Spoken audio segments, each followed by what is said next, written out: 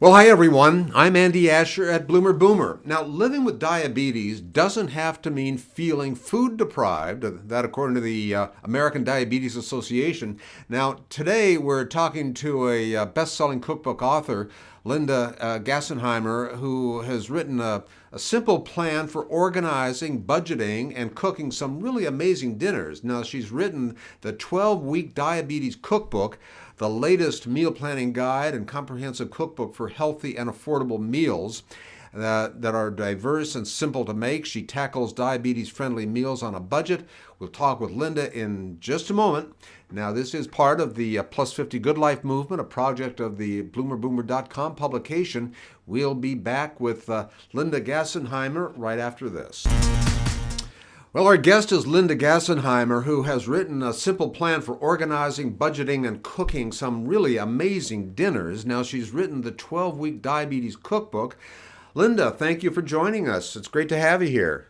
Well, thank you so much for having me. Appreciate being on with you. Now, you are, I guess, would I be correct to call you a cookbook author?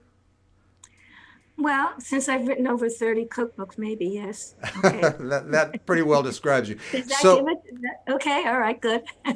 that's a good description for you, in other words, right? Yes, yes. All right. I'm also a radio host and syndicated columnist. Oh, and it's about food. Always about Always food. about food. That's a good topic. We can't get enough of that, right?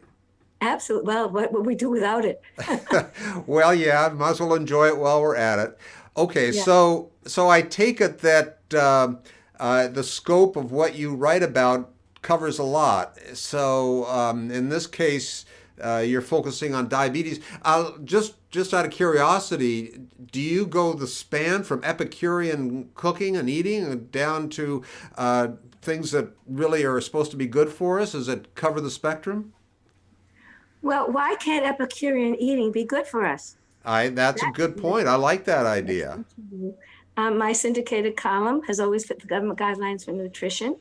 I wrote the original recipes for the South Beach diet, which is why the American Diabetes Association asked me to write for them. Okay, well, then you're a good choice to be doing that.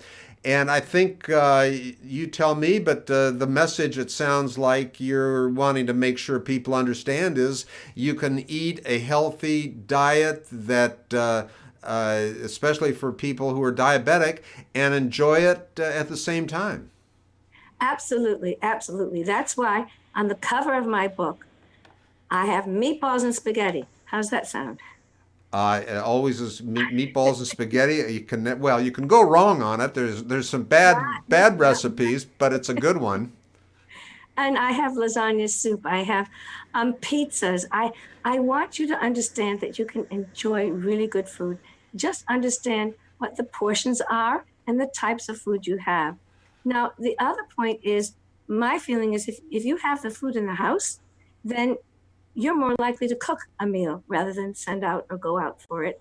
And so that for this book, I give you a shopping list for each of the 12 weeks. You can go in one day a week and have all the food you'll need for the whole week, including the recipes. And so that makes your life very easy, and it saves time, and it'll also save you money. That's what the help of this particular book is. But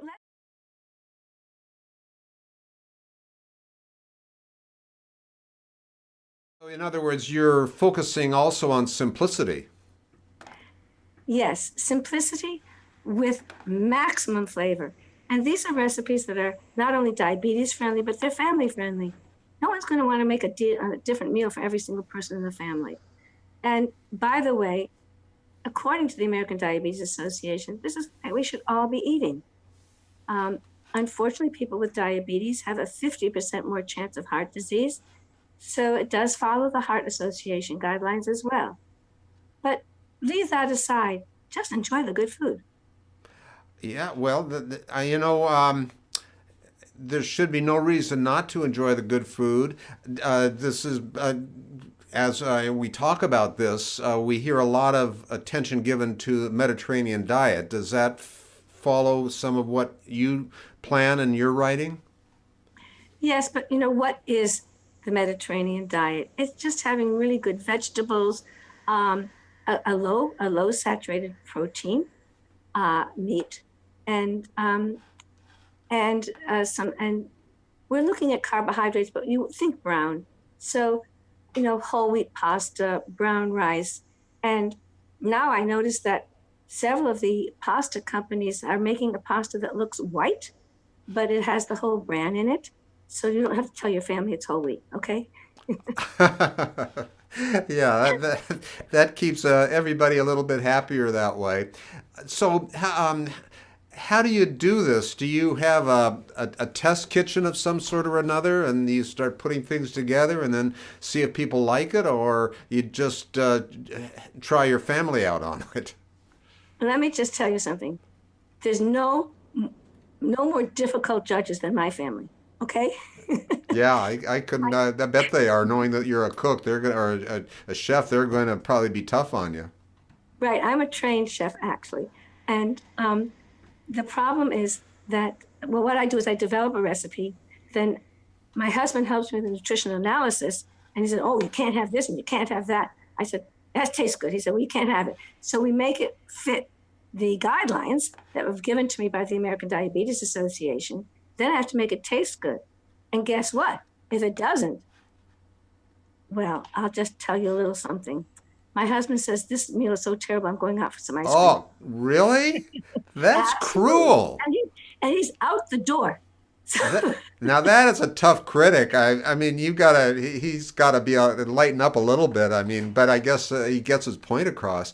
Well, You he also know, gets a home cooked meal every night. Hey, that's not bad. That's not bad.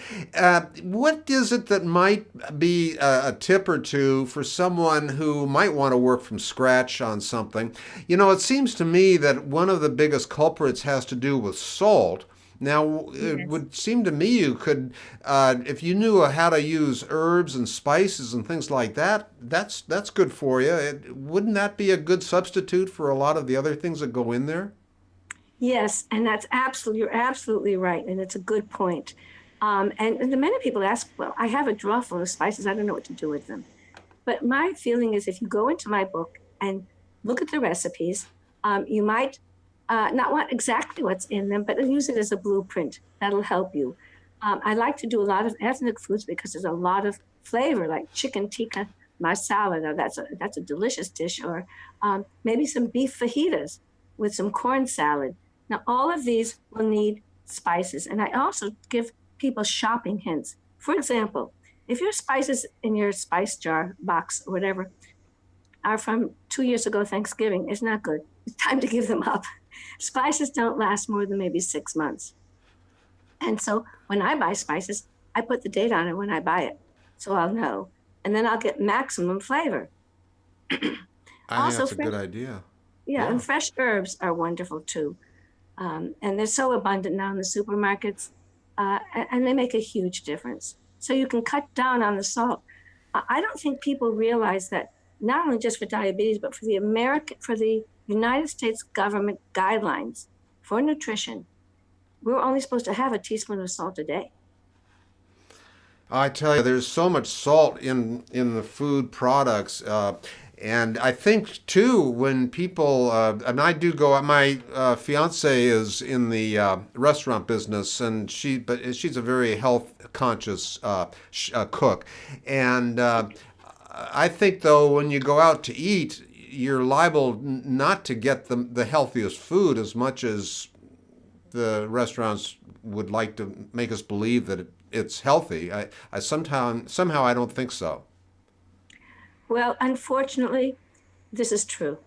And that I do find, since I don't use a lot of salt in my food, that when I go out, some of the food is too salty. And so I try to stay away from those restaurants that I find that the food is salty. So you have to be careful. But here's the deal. You want to have a balance. So you want to go out and enjoy yourself. I mean, that's part of our lifestyle. I'm not going to stop, don't stop going out and being with friends. That's important. If you've had a blowout meal or too salty meal, then balance it out the next day. So it's a balance that's important. If you're going to have a blowout weekend and you're going to have that piece of cake and you're diabetic, okay, you're going to have the cake. Have it. Be done with it. But I also say if you are going to have that kind of thing, if you could plan ahead, that would be a good idea. So don't have the bread or any other carbohydrate at that meal. So try to balance it out. Yeah, that I think is good, and I've brought in a couple of pictures of some of the recipes in your cookbook as you've been talking a little bit earlier, that is, and they look pretty tasty. So the idea is to go out and get the book. Where can people find it? Well, I mean, it's for sale. It should be in your bookstores. It's on Amazon. It's on Barnes and Noble.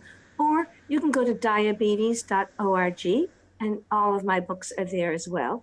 As I mentioned, this is my 7th book for the American Diabetes Association. And by the way, I have a book called No Fuss Diabetes Desserts. Ooh. So my whole feeling is that you shouldn't give up foods. You want to enjoy your life and enjoy foods. Just know how to cook them. Know how much to have. Know what to have. Well, I think that that's great advice, and that's a good way to wrap up our talk today. And I think a few simple suggestions kind of demystifies maybe the cooking for people, for everyone, because it doesn't have to be that complex, does it? No, very simple. And all of the foods in my book come out of your local supermarket. Oh, just quickly, I have Shop Smart sections of the book, because if you have pasta sauce, you can buy a pasta sauce. The manufacturers have listened to us, and they're better. And I give you what to look for on the nutritional label of the sauce. Once you find it, you'll find something close to those numbers. Keep it on your shelf. So let's say you have some frozen shrimp in your freezer. You have the pasta sauce. You cook the shrimp in the pasta sauce. You make a salad, and you're done. Wonderful! Wow, Linda, this is great. It's about lunchtime, for a little past lunchtime where I'm at here, and I think it's maybe time for me to chow down on something. And I sure thank you so much for taking the time. Thank you so much. It's been a pleasure talking with you. And All right. thanks for the support for my book. Pardon me? Thank you for your support for my Oh, book. absolutely. Yeah, I know lots of people I know, not a lot, but I do know people who have diabetes, and I know the struggle that they go through, and also folks who want to avoid, they want to avoid getting diabetes from eating poorly. So it's an important topic, and I'm glad you're doing this. Thank you. Our guest is Linda Gassenheimer, who has written a simple plan for organizing, budgeting, and cooking some amazing dinners. She's written the 12-week diabetes cookbook. Linda, thanks for joining us.